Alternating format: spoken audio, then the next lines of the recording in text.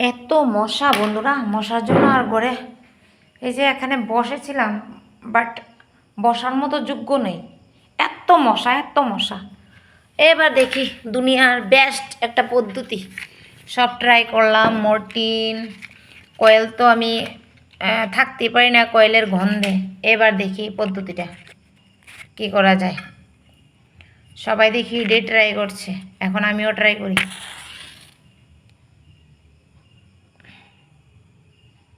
আর থাকা যাচ্ছে না, এত মশা।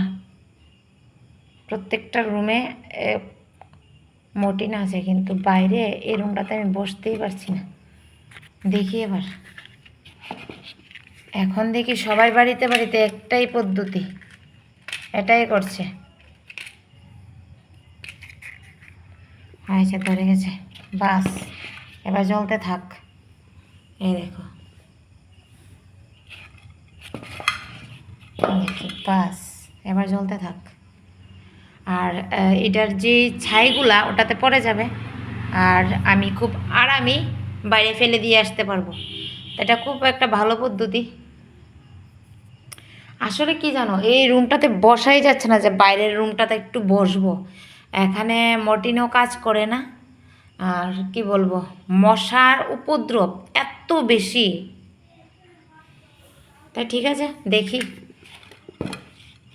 এটাতে হয় কিনা, একটু ভালো করে ধরিয়ে দেবো। ঠিক আছে বন্ধুরা, আমার এই পদ্ধতিটা একটু ট্রাই করে দেখবে, খুব উপকার। সবার বাড়িতে বাড়িতে দেখি এখন এটাই, বারিন্দাত বা অন্য ঘরে।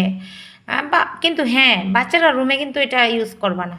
যে বাড়িতে বাচ্চা আছে একদমই না, শ্বাসকষ্ট হয়ে যাবে। ঠিক আছে, তো আমরা যারা বড় আছি তাদের জন্য ঠিক আছে, আর বাইরের জন্য ঠিক আছে। ঘরের ভিতরে যদি আমি এটা জ্বালিয়ে দিই, ঘরটা কিন্তু একদম অন্ধকার হয়ে যাবে। এটা আগেই বলে দিচ্ছি। ট্রাই করলে বাইরের রুমে বা বারিন্দা ট্রাই করবে, এর আগে না। আর বাচ্চা থাকলে তো একদমই না। ঠিক আছে বন্ধুরা, টাটা, বাই বাই।